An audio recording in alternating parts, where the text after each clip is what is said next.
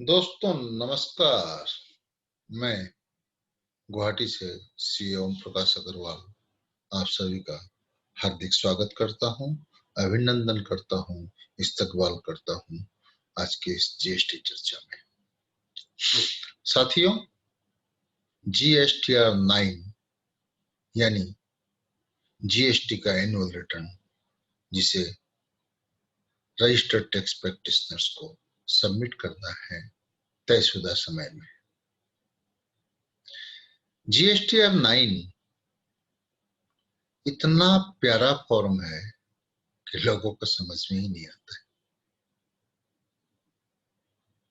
अलग अलग क्लॉज पर अलग अलग इंटरप्रिटेशंस, अलग अलग धारणाएं, अलग अलग थ्योरीज चल रही है और एक बड़ा असमंजस का वातावरण बन चुका है। हालांकि सरकार ने कोशिश की है, सरकार ने प्रेस रिलीजेज इश्यू किए हैं, सरकार ने नोटिफिकेशंस इश्यू किए हैं कि चीजों को सरल, सुगम और सहज बना सके, लेकिन कुछ पहलुओं को नहीं छुआ गया, कुछ चीजों को टच नहीं किया गया, जिसके चलते असमंजस का वातावरण जस का तस बना हुआ है। और डीलर्स या टैक्स प्रैक्टिशनर्स असमंजस में है, किसकी थ्योरी को माने, किस तरीके से काम को करे, किस तरीके से जीएसटी 9 को भरे, कौन सा फिगर्स कहां डाले। ये समस्या की जड़ कहां है? इस समस्या की जड़ वही है जहां जीएसटी लॉ की कॉम्प्लिकेशंस की जड़ है। न तो जीएसटी लॉ गलत है, न जीएसटीआर फॉर्म 9 गलत है। अगर गलत कुछ है, अगर कमी कहीं है, तो मेरी नजर में ये ड्राफ्टिंग की स्किल को बेहतर करने की गुंजाइश रखती है। अगर ये और बेहतर तरीके से ड्राफ्टिंग की जाती तो शायद आज इतनी ज्यादा समस्याएं हमारे सामने नहीं रहती, लेकिन वो चीजें हमारे कंट्रोल में नहीं है। हमारे बस में ये है कि हम आपके साथ वो बात साझा करें जो हम इस फॉर्म 9 को लेकर के समझते हैं और जो हम लोगों को सलाह देते हैं फॉर्म 9 के बाबत। आज के इस एपिसोड में हम चर्चा करेंगे कुछ सवाल और जवाब के मार्फत से जीएसटी 9 से उपजे कुछ विशेष प्रश्नों के उत्तर जानने की। आइए हम आगे बढ़ते हैं।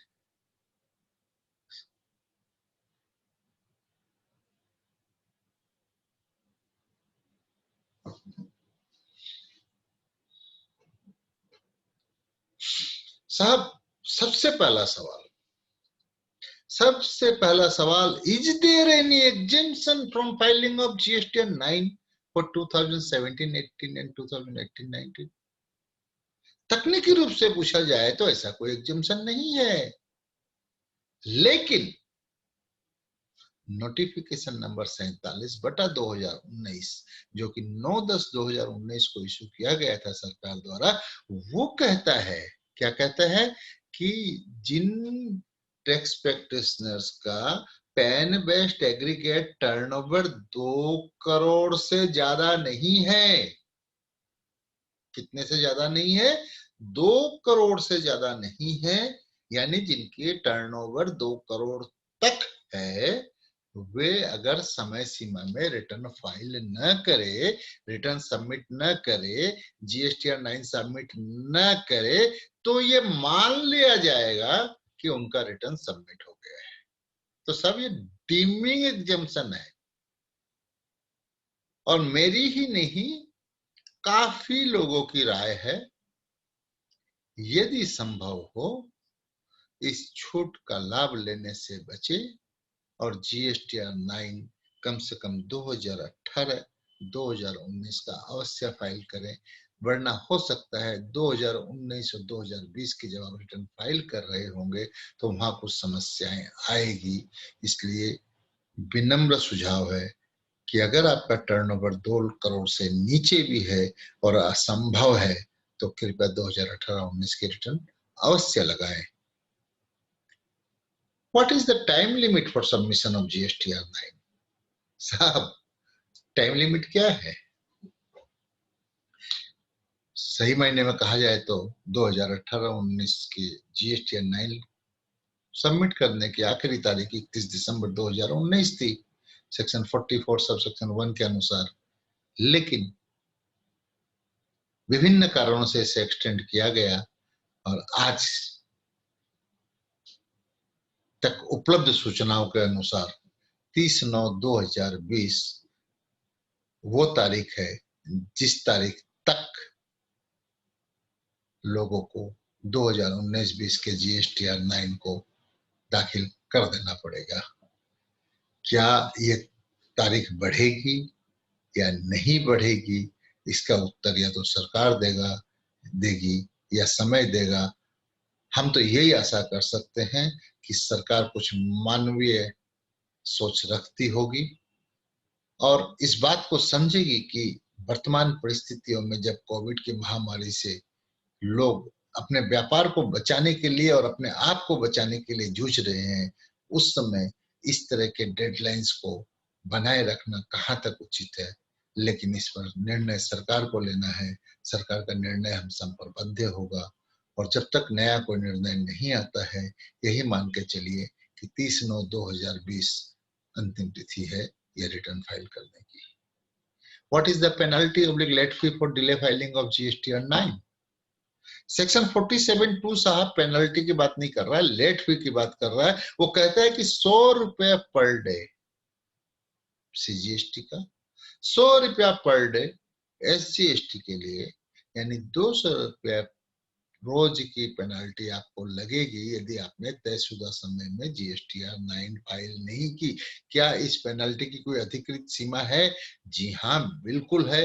वो सीमा है 0.5% of the turnover in the state. यानी आपकी इस स्टेट में 5 करोड़ रुपए की टर्नओवर है तो यानी मैक्सिमम अधिकतम आपके 2.5 लाख रुपए तक की पेनल्टी लग सकती है। शायद ये रकम छोटी नहीं है दोस्तों। कोशिश कीजिए समय सीमा में ही इस अपने रिटर्न को लगाइए और लेट फी से अपने आप को बचाइए। जीएसटीआर 9 का बेसिक स्ट्रक्चर जो साहब है ना, वो बड़ा साधारण और बड़ा सिंपल सा किया गया। ये तो जैसे मैंने पहले कहा कि कुछ ड्राफ्टिंग लेकुनाज रह गई है साहब, जिसके चलते ये कॉम्प्लिकेटेड सा हो रखा है, वरना ये बड़ा सहज है। अगर मैं वेट के रिटर्न की बात करूं, स्टेट वेट के रिटर्न की बात करूं, तो स्टेट वेट के रिटर्न की तुलना में इसमें काफी कम जानकारी मांगी गई है।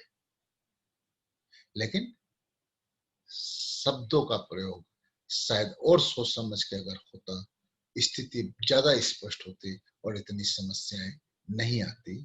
इसमें 6 पार्ट है साहब, टेबल 9 के 6 हिस्से हैं और 19 टेबल है, 1 से लेकर के 19 तक।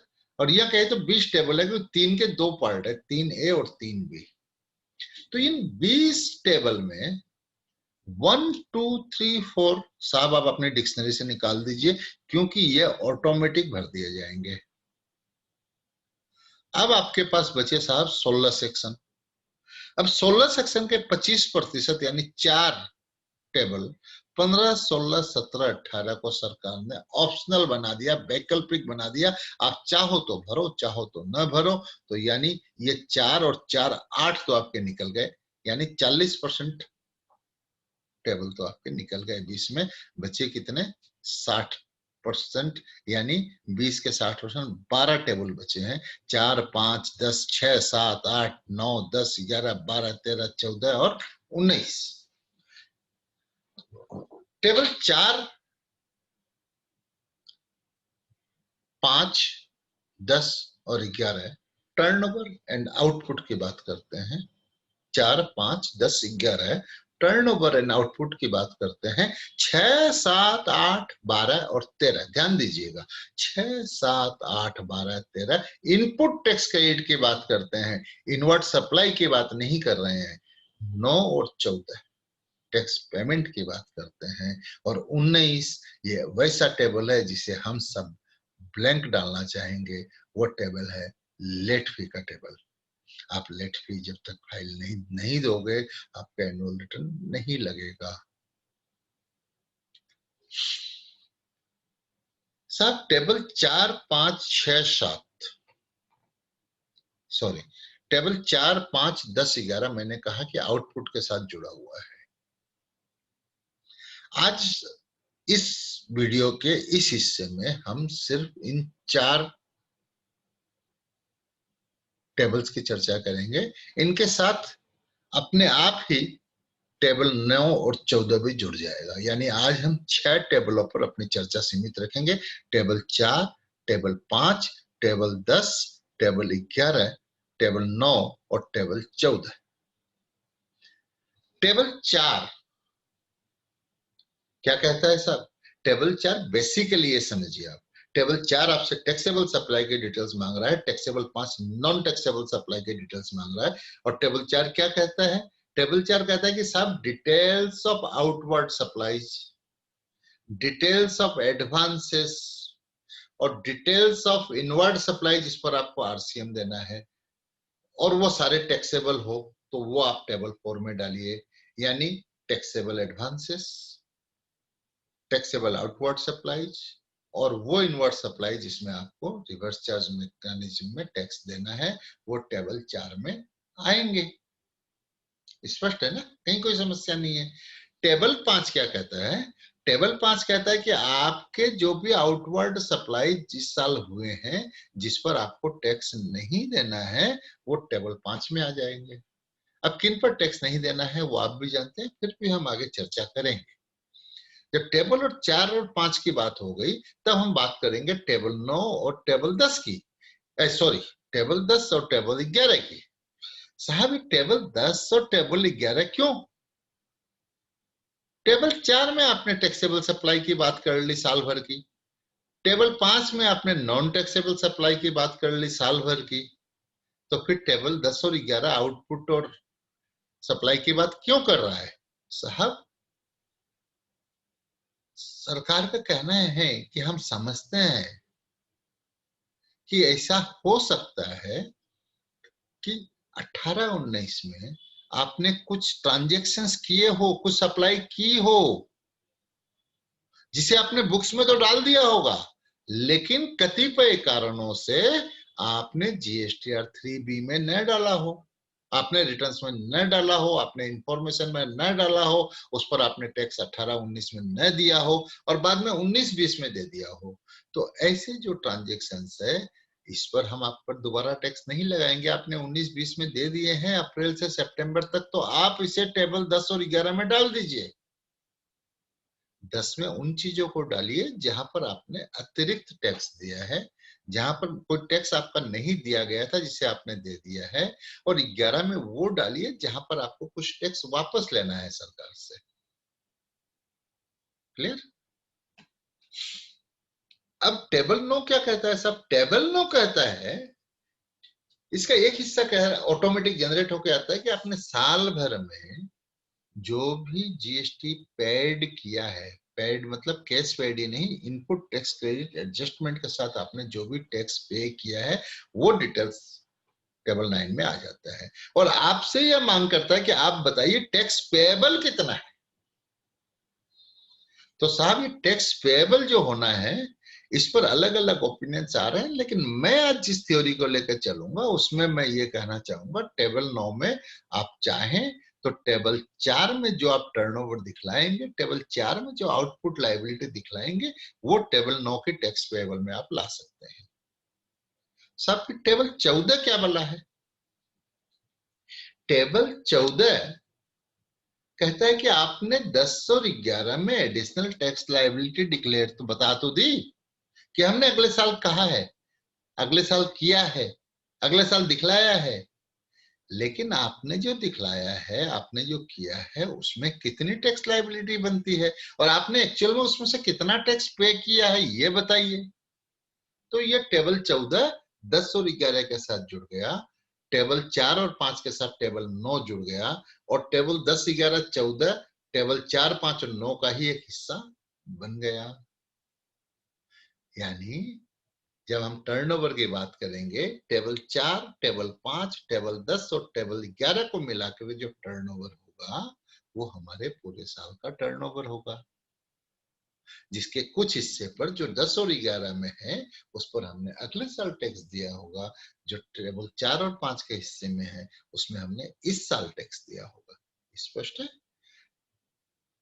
अब इसके साथ हम आगे बढ़ते हैं कि साहब रिटर्न भरने के लिए सबसे पहले क्या करना।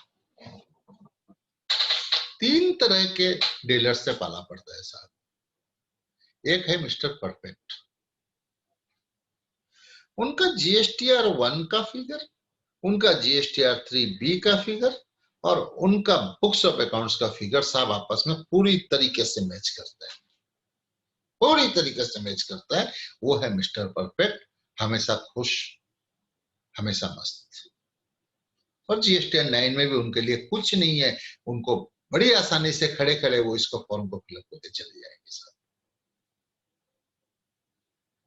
उनसे ज्यादा, उनके मुकाबले कुछ समस्या ज्यादा आती है दूसरे टाइप के व्यक्ति को, जिनके 3 में से 2 आपस में मिल रहे हैं, यानी जीएसटीआर 1 और 3 भी मिल रहे हैं, बुक्स नहीं मैच कर रहा है, या जीएसटीआर 3 भी और बुक्स मैच कर रहे हैं लेकिन जीएसटीआर 1 कुछ अलग गाना गा रहा है, या कुछ और भी हो सकता है। और तीसरा है जिनमें जीएसटीआर 1, जीएसटीआर 3B और बुक्स ऑफ अकाउंट्स तीनों के फिगर अलग अलग है, तीनों के फिगर अलग अलग है। तो साहब इनका क्या करना। सबसे पहले घबराने की आवश्यकता नहीं है, नया साल है, नया काम है, नया लॉ है, कुछ भी संभव है। करना क्या है, करना यह है कि टेबल 9 की शुरुआत करने के पहले अपने डिफरेंसेस की रिकॉन्साइल कीजिए। क्या कारण है कि टेबल 1 जो कि जीएसटीआर 1 जो कि आपने ही भरा था, जीएसटीआर 3B जो कि आपने ही भरा था, बुक्स ऑफ अकाउंट जो आपने ही मेंटेन किया था, तीनों अलग अलग फिगर शो कर रहे हैं। उन कारणों को जानिए, उन कारणों को इकट्ठा कीजिए और एक रिकॉन्सिलेशन स्टेटमेंट बनाइए। और अगर ये रिकॉन्सिलेशन स्टेटमेंट आपका बन गया तब अब रिटर्न भरना बहुत ज्यादा तकलीफदेह काम नहीं रह जाएगा। जब हम क्लॉज टेबल 4 में जाएंगे साहब, तो टेबल 4 में आपको कुछ डेटा वहां अपने आप आए हुए मिलेंगे। वो डेटा कहां से आएंगे, वो डेटा लेंगे वो आपने जो जीएसटीआर 1 दिया था ना साहब, वो जीएसटीआर 1 के पूरे वर्ष के फिगर्स को ये ला करके यहाँ आपके सामने पटक देंगे। साहब ये आपने जीएसटीआर 1 में फिगर दिए थे। अब आप बताइए कि details of advances, inward and outward supply जो हम मांग रहे हैं, क्या ये फिगर सही है? अगर सही नहीं है तो आप इसे बदल सकते हैं। ध्यान दीजिएगा मेरी बात को, अगर सही नहीं है तो आप इसे बदल सकते हैं। यानी आपको यहाँ क्या फिगर देना है, सही फिगर देना है। कोई फर्क नहीं पड़ता कि आपका 1 गलत है या आपका 3B गलत है या आपका बुक्स ऑफ अकाउंट्स गलत है, जो सही है वो यहां डालिए।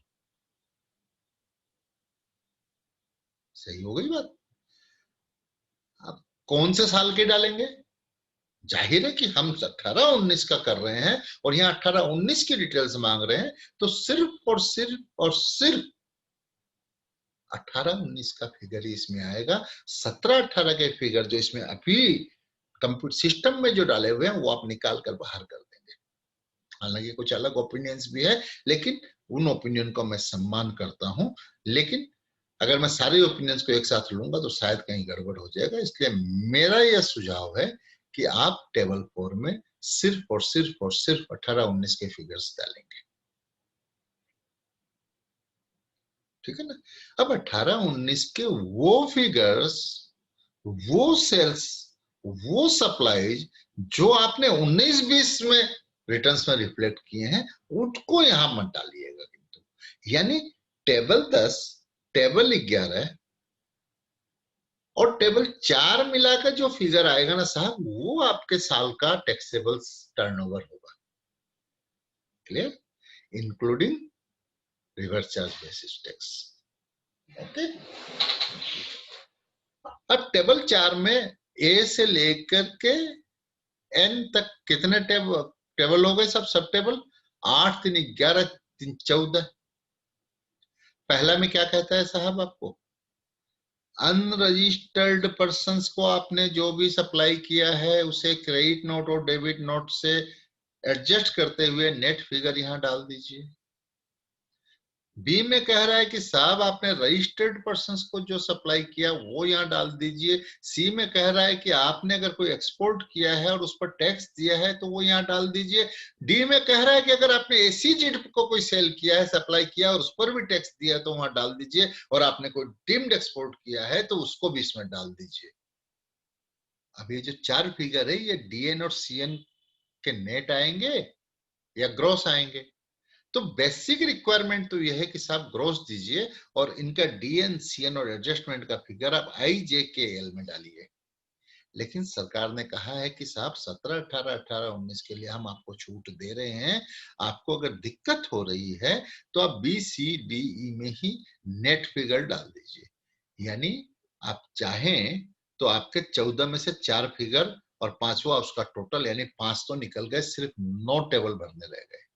9 टेबल में 4 हमने डिस्कशन कर लिए, 5 बचे। 4 4 में एक तो टोटल है उसको निकाल देते हैं, बचे 3। एन में है सप्लाईज, वो भी टोटल है उसको भी निकाल देते हैं, बचे 2। वो 2 कौन से बचे? एक एडवांसेस, एक RCM. Advances on which tax has been paid but invoice has not been issued, यानी वो एडवांसेस, जाहिर है एडवांसेस अगेंस्ट गुड्स नहीं हो सकता, एडवांसेस अगेंस्ट सप्लाई, क्योंकि एडवांसेस अगेंस्ट गुड्स पर टैक्स 2018-19 में नहीं था।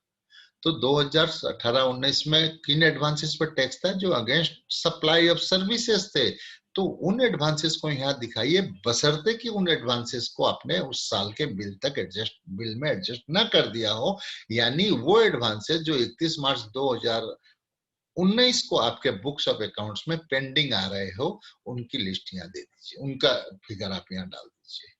उसके बाद आ गया inward supply on which tax is to be paid on reverse charge basis. साहब आप 9495 में जो गुड्स एंड सर्विसेज लेते हैं उस पर अगर आपकी कोई टैक्स लायबिलिटी बनती है, चाहे वो एडवोकेट्स फीस हो, चाहे वो जीटीए सर्विसेज हो, सिक्योरिटी सर्विसेज हो, उन सारी चीजों को आप यहां डाल दीजिए और इसकी टोटल लगा दीजिए। साहब supply and advances when tax is to be paid. मैं फिर कह रहा हूं, उचित ये रहेगा कि टेबल 10 और 11 में जो ट्रांजेक्शन्स 18-19 के आप दिखलाने वाले हैं, उन ट्रांजेक्शन्स को यहां से निकाल दीजिएगा, ताकि 18, 10, 11 और 4 और 5 मिलके आपका टोटल टर्नओवर सही सही बता सके। साहब एक क्वेश्चन आता है, whether the figures of supply made during 2017-18 but disclosed and tax paid in 2018-19 will come under the table 4 of 2018-19। 2017-18 में मैंने क्या किया था साहब कि 1 लाख रुपए का एक सप्लाई था, उसको मैंने 17-18 में उस पर मैं टैक्स देना भूल गया और 18-19 में मैंने उस पर टैक्स दे दिया। तो क्या वो फिगर जिस पर मैंने 18-19 में टैक्स दिया है, जो सप्लाई 17-18 में हुआ था, वो टेबल 4 में आएगा? जी नहीं। मैंने पहले ही कहा है कि टेबल 4 में वो सप्लाई जाएंगे जो 2018-19 में आपने किए हैं या आपने रिसीव किए हैं। यानी 2017-18 का सप्लाई जो 18-19 में किया गया है वो टेबल 4 में नहीं आएगा। जी नहीं, टेबल 10 और 11 में भी नहीं आएगा 2018-19 के। हम आगे चर्चा करते हैं, ठीक है साहब। What are the relevance of the different clauses of table 5? Sir table 5 में क्या मांगा जा रहा है इतना सारा? वो 14 इशू अगेन साहब, बहुत सिंपल है। जीरो रेटेड सप्लाई यानी एक्सपोर्ट जो आपने बिना टैक्स के किया है एलयूटी के अगेंस्ट में, वो यहाँ डाल दीजिए। बी में आ जाइए, एससीजेड को आपने जो सप्लाई किया है जिस पर टैक्स चार्ज नहीं किया है वो यहाँ डाल दीजिए, उस पर टैक्स नहीं देना है ना। Supplies on which tax is to be paid by the recipient, 9394 के कोई केस हैं? 4 के तो हो ही नहीं सकते। 93 के अगर कोई केस है जिस पर सामने वाले को, रिसिपिएंट को टैक्स देना है, वो फिगर यहाँ आ जाएगा, क्योंकि आपका सप्लाईज तो है साहब। एग्जेम्प्टेड सप्लाई यहाँ आ जाएगा। एग्जेम्प्टेड सप्लाई क्या होता है साहब? एग्जेम्प्टेड सप्लाई से हम ये समझते हैं कि वो सप्लाईज, वो गुड्स और सर्विसेज जो नोटिफिकेशन नंबर 2/2017 एंड 12/2017 में दर्शाई गई है और जिस पर टैक्स नहीं लगता। तो सब फिर नील रेटेड क्या है? नील रेटेड वो supply of goods and services है जो गुड्स और services notification number 1/2017 and notification number 11/2017 में दर्शाई गई है और जिस पर टैक्स रेट नील है। फिर सब नॉन जीएसटी सप्लाई क्या है? आपने सेक्शन 9 में देखा है ना कि आपको किस पर टैक्स नहीं देना है? लिकर पे नहीं देना है, लिकर फॉर ह्यूमन कंजम्पशन, और 5 किस्म के पेट्रोलियम पदार्थ पे आपको नहीं देना है। तो उनकी अगर आप सप्लाई कर रहे हैं साहब, वो नॉन जीएसटी सप्लाई में आ जाएगा। लेकिन यहाँ एक बात कह दी कि इट इंक्लूड्स नो सप्लाई। अभी नो सप्लाई क्या बोला है साहब? आपको शेड्यूल 3 में जाना पड़ेगा। शेड्यूल 3 क्या कहता है कि साहब ये जो ट्रांजेक्शन्स हैं, ये ट्रांजेक्शन्स न तो सप्लाई ऑफ गुड्स माने जाएंगे, न ये सप्लाई ऑफ सर्विसेज माने जाएंगे। तो फिर ये सर्विस सप्लाई तो हुए ही नहीं। तो उन सप्लाई को नॉन जीएसटी सप्लाई के परिधि में जीएसटी 9 के कारण से, पर्पज के लिए ले आया गया है। यानी आप अगर कोई सिक्योरिटी ट्रांजेक्शन्स कर रहे हैं, सिक्योरिटीज में अगर ट्रांजेक्शन्स कर रहे हैं, आपने अगर कोई रियल एस्टेट खरीदा है, बिक्री किया है, या इस तरह के कोई और ट्रांजेक्शन्स आपने किए हैं जो शेड्यूल 3 में है, तो वो यहाँ आ जाएंगे। लेकिन सरकार ने यहाँ आपको एक छोटी सी रियायत दी है कि साहब आपको exempted, nil rated, non GST, इस चक्कर में अगर आपको दिक्कत हो रही है, आप इस तरह के सारे सप्लाई को एग्जेम्प्टेड सप्लाई में डाल दीजिए, हमें आपत्ति नहीं होगी। जी कहता है इन सबका टोटल लगा दो। अब साहब ये जो A B C D E F जो भी था, ये एक्चुअल में ग्रॉस फिगर शो करने की बात थी और इसका डेबिट नोट और क्रेडिट नोट हमें HIJK में डालना था। लेकिन सरकार कह रही है अगर आपको दिक्कत हो रही है तो आप ऐसा कीजिए, ये जो ऊपर वाले पांचों फिगर दे रहे हैं इन्हें आप नेट दे दीजिए और HIJKL को आप इग्नोर कर दीजिए। ठीक है ना? अब एम कह रहा है कि यानी आप ए से लेकर के एफ तक जो भी आपने ऊपर की टोटल लगाई, तो आपको पता लग गया कि साहब कितना टर्नओवर आपका ऐसा है जिस पर टैक्स नहीं लगेगा। क्लियर? अब कह रहे हैं कि टोटल टर्नओवर कितना है, यानी जो टर्नओवर जिस पर टैक्स देना था, जो टर्नओवर जिस पर टैक्स नहीं देना है, दोनों को मिला लीजिए, टोटल टर्नओवर हो जाएगा। जी नहीं, ये दोनों को मिलाने से टोटल टर्नओवर नहीं होगा, क्योंकि टेबल 4 में आपने ध्यान दिया होगा कि इनवर्ड सप्लाई भी इंक्लूडेड है जिस पर आरसीएम देना है। तो जब हम टोटल टर्नओवर की बात करेंगे तो उस आरसीएम को हम बाहर निकाल देंगे, उस इनवर्ड सप्लाई को हम बाहर निकाल देंगे। यानी 4M 5M minus 4G is equal to total turnover. ठीक है साहब? अब साहब सवाल ही तो है, whether the figures of supply made during 2018-19 but disclosed in 2019-20, tax paid in 2019-20 will be reported under the table 4 of GST 9 of 2018-19.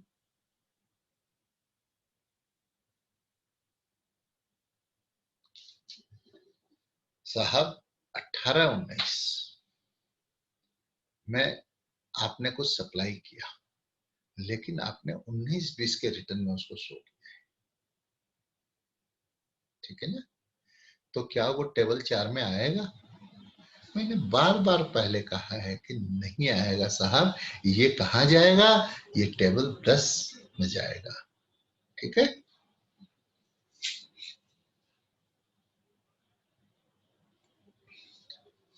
whether excess paid GST as per incorrect GSTR 3B can be adjusted in subsequent months or year or refund will have to be claimed. मैंने गलती से कुछ tax ज्यादा दे दिए 3B में, turnover सही दिखाया लेकिन टैक्स मैंने 30,000 की जगह 80,000 दे दिए, तो क्या मैं इसे अगले महीने या अगले महीनों में एडजस्ट कर सकता हूं या अगले साल में एडजस्ट कर सकता हूं या मुझे रिफंड ही लेना पड़ेगा? साहब यहाँ जीएसटी 9 पर आने के पहले हमें बेसिक लॉ पे जाना पड़ेगा। सेक्शन 39 सब सेक्शन 9 याद है ना सर? 39 रिटर्न को डील करता है। तो 39(9) क्या कहता है साहब? अगर कोई रजिस्टर्ड पर्सन रिटर्न फाइल करने के बाद अपने आप यदि कोई ओमिशन और इनकरेक्ट पार्टिकुलर डिस्कवर करता है तो वो उसे रेक्टिफाई कर सकता है। ठीक है साहब? In the return to be furnished for the month or quarter during which such omission or incorrect particulars are noticed. जिस महीने में आपने इसे नोटिस किया उस महीने में कर सकते हैं। हालांकि इस बात को बदल दिया गया था in any form and manner as में भी प्रिस्क्राइब्ड, लेकिन इसे नोटिफाइड नहीं किया गया है जहां तक मेरी जानकारी है। इसलिए नोटिफाइड नहीं होने के चलते इसे पुराने वाले तरीके से पढ़ा जाएगा। It will be rectified in the return to be furnished for the month or quarter during which such omission or incorrect particular are noticed, subject to payment of interest under this act, provided that ये बहुत important है, provided that no such rectification of any omission or incorrect particular shall be allowed after the due date of furnishing of return for the month of September or second quarter following the end of the financial year। यानी 21 अक्टूबर 2019 के बाद आप GSTR 3B जो 18-19 की थी उसमें दिए गए किसी भी गलती को सुधारने का हक खो बैठते हैं। सर्कुलर नंबर 26/26/2017 29/12/2017 कहता है कि आप ये छूट ले सकते हैं, आप अगले महीने में कर सकता है, लेकिन न तो वो 39(9) की बात कर रहा है, न टाइम के लिमिटेशंस की बात कर रहा है। क्या इसे खुशखबरी माना जाए या एक ड्राफ्टिंग एरर माना जाए, मैं नहीं जानता। मैं अभी इस पर कुछ कहना भी नहीं चाहूंगा, लेकिन मैं यही कहूंगा कि जो भी आप प्लानिंग करें, अमाउंट इन्वॉल्वमेंट को देखें, रिस्क इन्वॉल्वमेंट को देखें और उचित निर्णय लें।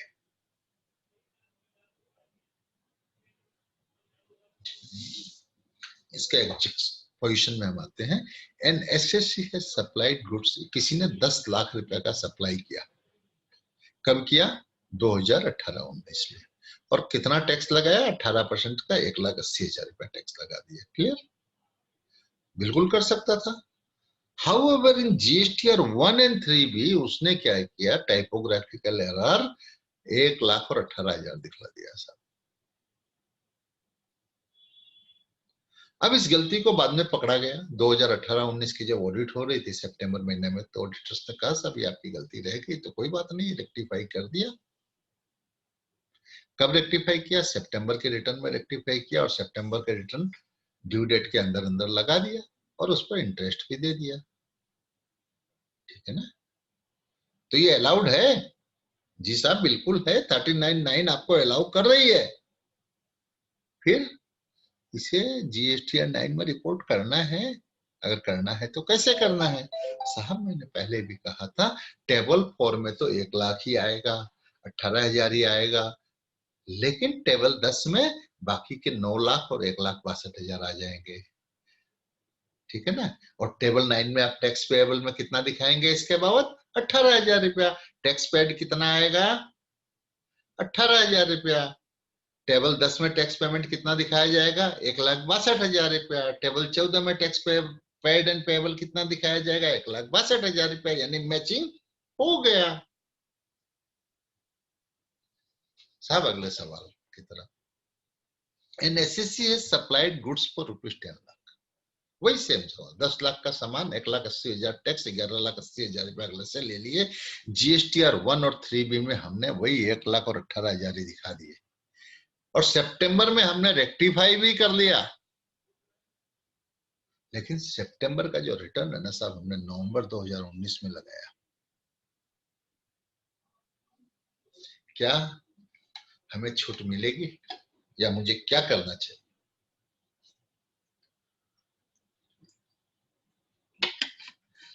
मैं सिर्फ वीडियो को पॉपुलर करने के लिए मीठी मीठी बातें नहीं कर सकता। जो हकीकत हो रही है मुझे उनको टच करना पड़ेगा, और जब इस तरह के केस आते हैं तो मेरा कर्तव्य होता है, जैसा कि मैं मानता हूं, कि मैं बताऊं कि साहब कानून की अपनी सीमाएं हैं। कानून सही हो सकता है, गलत हो सकता है, लेकिन जब तक कानून लागू है तब तक आपको उसे मानना चाहिए। अब 39(9) याद है आपको? मैंने थोड़ी देर पहले डिस्कशन किया था। क्या कहा था? ये गलतियां कब तक रेक्टिफाई हो सकती है रिटर्न में? मैं नहीं कह रहा हूं रेक्टिफाई नहीं हो सकती। 3B में कब तक रेक्टिफाई हो सकती है साहब?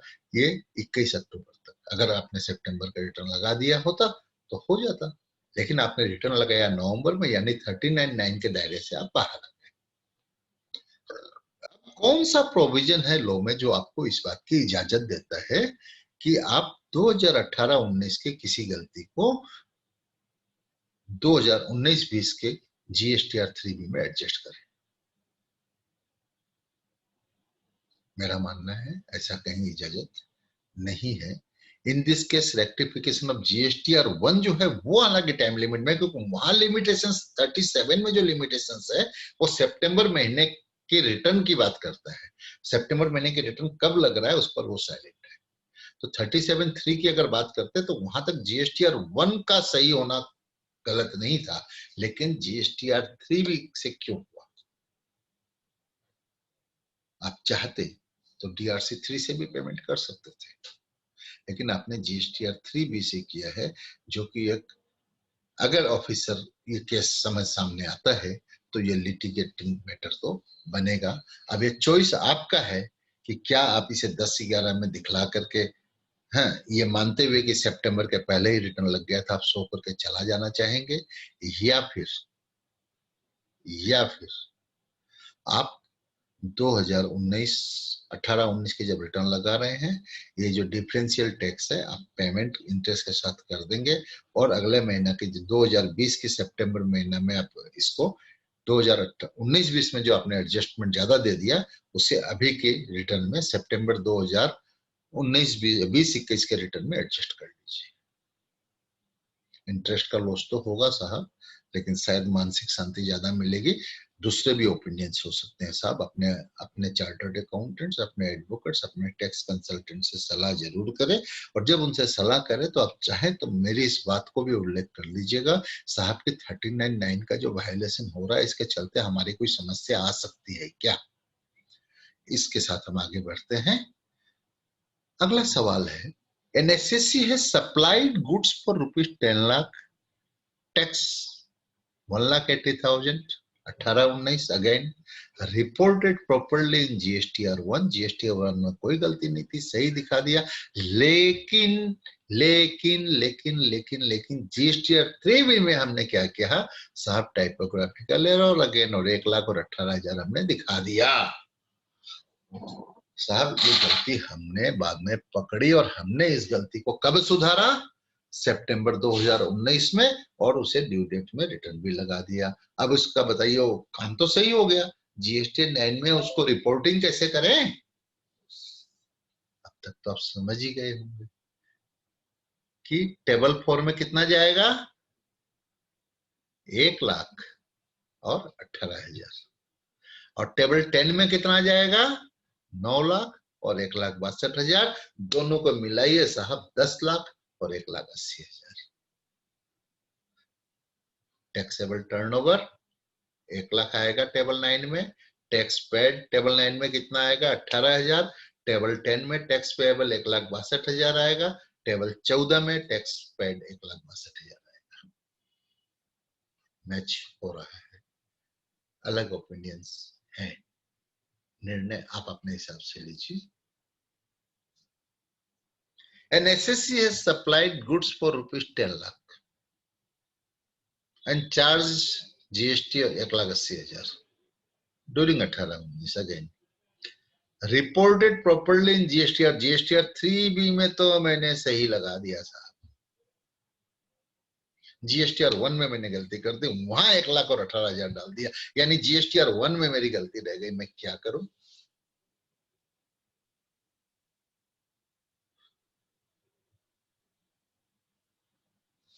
हाँ, मैंने सितंबर 2019 में इस GSTR 1 की गलती को सुधार दिया था। तो क्या मुझे 2018-19 के रिटर्न में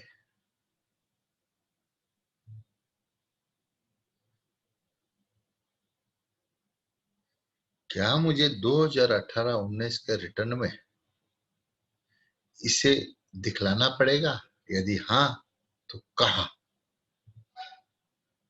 टेबल 4 में कितना फिगर जाएगा साहब? 10 लाख और 1,80,000 जाएगा। तो यानी 10 में और 11 में नील आएगा। ये एक व्यू है, ये एक व्यू है, और मैं इस व्यू के पक्ष में भी हूं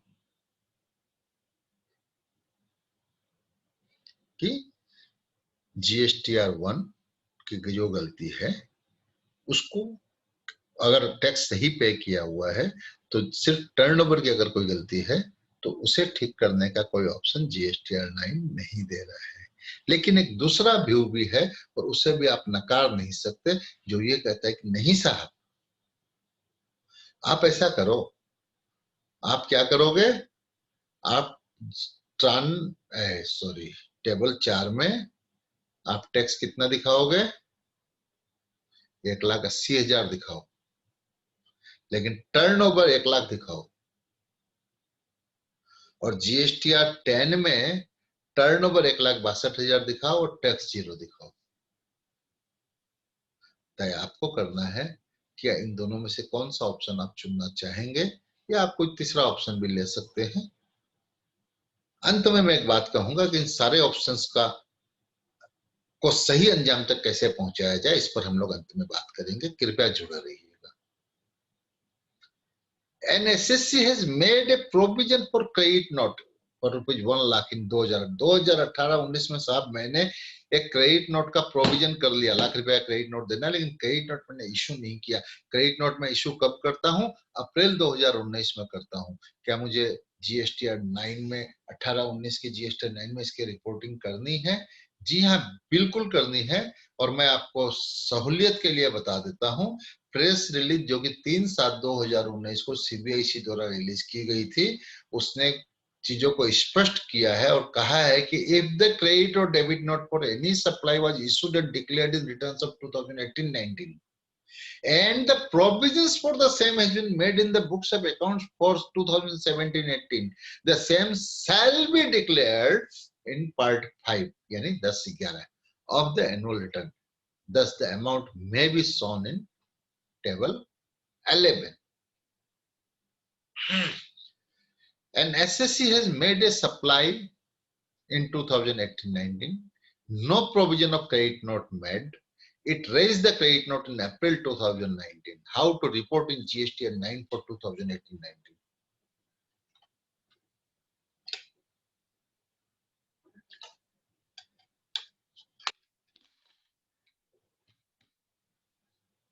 मेरी धारणा यह है कि 2018-19 की रिपोर्ट में GSTR 9 में इसका कोई उल्लेख अलग से नहीं आएगा। While preparing GSTR 3B in 2018-19, an SSC has wrongly shown excess tax payable by rupees 1 lakh. 11 lakh रुपया शो कर दिया साहब, 10 लाख दिखलाना था, और जून 2019 में इसे एडजस्ट कर दिया। क्या करना है साहब? इस पर हम लोग डिस्कशन कर चुके हैं। क्या डिस्कशन कर चुके हैं? कि टेबल 11 में डिफरेंस को दिखाना है। टेबल 4 में हम 11 लाख दिखाएंगे, टेबल 11 में 1 लाख दिखाएंगे। ठीक है।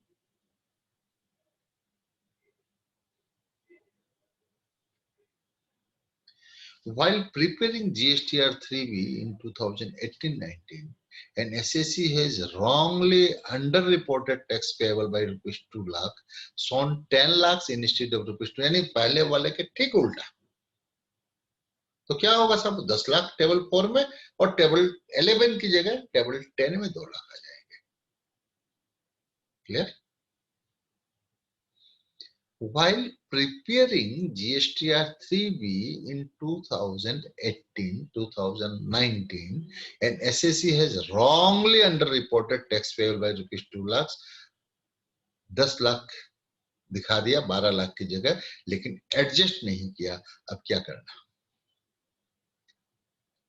तो साहब वो 2 लाख रुपए अभी आप इंटरेस्ट के साथ DRC 03 में पे कर दीजिए, और टेबल 4 में आप कौन सा फिगर दिखलाएंगे? एक्चुअल फिगर, यानी 12 लाख। During 2018-19,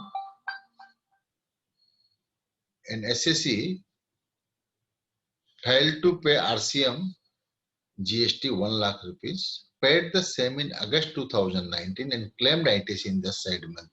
2018-19 का RCM था, 1 लाख रुपया हमें देना था, हम भूल गए।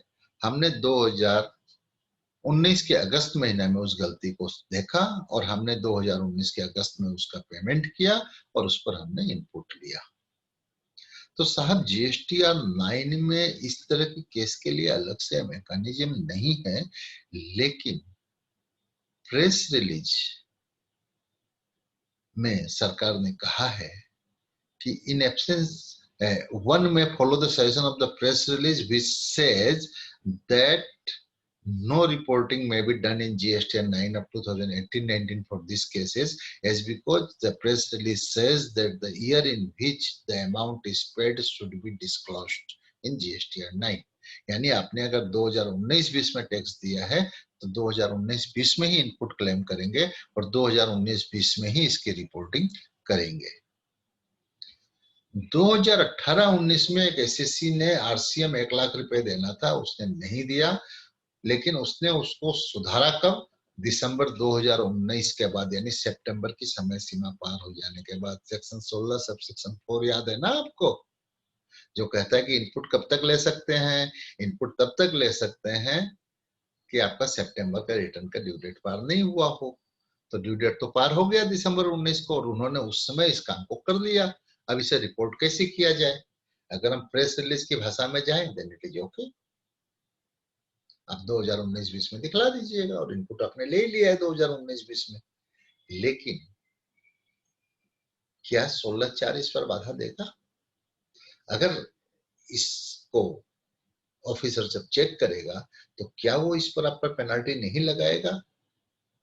willful misstatement, suppression of facts to evade the tax, or incorrect availment of input tax credit?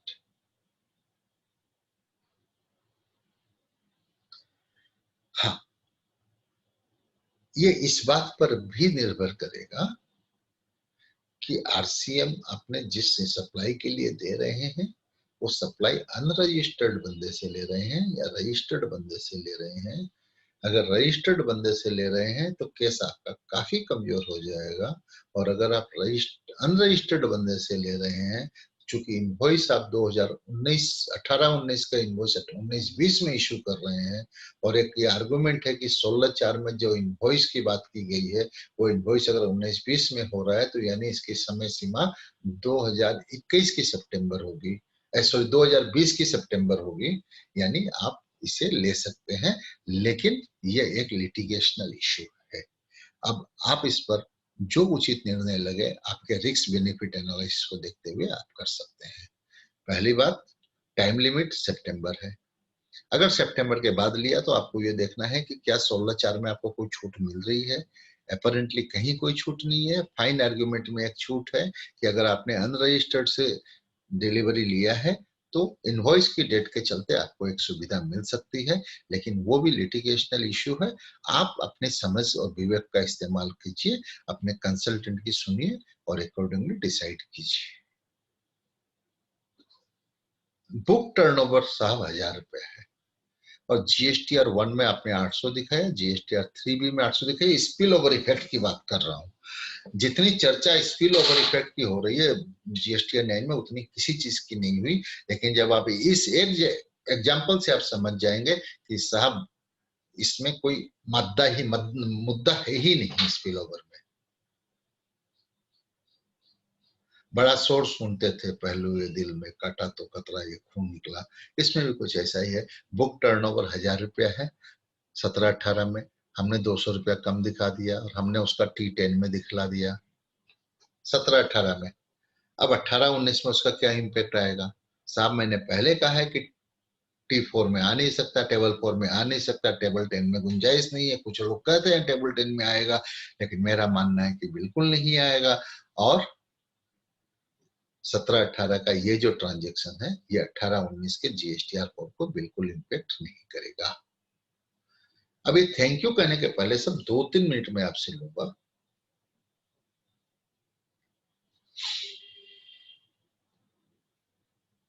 ये जो आउटपुट की कहानी है, मैं समराइज कर देता हूं साहब। इस साल में आपने जो टर्नओवर किया उस पर टैक्स तो आपको देना है। टैक्स आप 2 ही साल के अंदर दे सकते हैं, या तो 18-19 में दे सकते हैं या 19-20 में दे सकते हैं। ये आपने दे दिया, तो 18-19 का 18-19 में जो आपने रिटर्न में डिस्क्लोज कर दिया उसको टेबल 4 में डाल दीजिए। 18-19 का जो 19-20 में डिस्क्लोज किया उसको टेबल जीएसटीआर 10-11 में डाल दीजिए। समझ गए? टेबल 4 की जो टैक्स लायबिलिटी है वो टेबल 9 में डाल दीजिए। टेबल 10 और 11 में जो आपकी टैक्स लायबिलिटी आती है, जिससे आपने 2019-20 में पे कर दिया, उसे टेबल 14 में डाल दीजिए। और सबसे महत्वपूर्ण बात, सरकार ये कहती है कि ये आपके लिए मौका है, अगर आपका कोई अनरिकॉर्डेड सेल है, अनडिस्क्लोज सेल है, चाहे गलती से रह गया हो, जानबूझ के रह गया हो 2018-19 का, तो आप सेल को टेबल 4 में दिखला दीजिए और जीएसटीआर DRC 03 से पेमेंट कर दीजिए इंटरेस्ट के साथ। आपका पेनल्टी बच जाएगा। और आपके कोई भी सवाल हो तो कृपया fca.opg_gmail.com में मुझे भेजें, या 9435024252 में मुझे व्हाट्सएप करें। अगर मेरी किसी बात से आप इत्तेफाक नहीं रखते हो तो कृपया मुझे अपनी बात जरूर बताएं, ताकि मैं उन चीजों पर दोबारा चिंतन मनन कर सकूं। धन्यवाद, थैंक यू। आशा करता हूं आने वाले वीडियोस में भी आपकी उपस्थिति मुझे मिलेगी। धन्यवाद।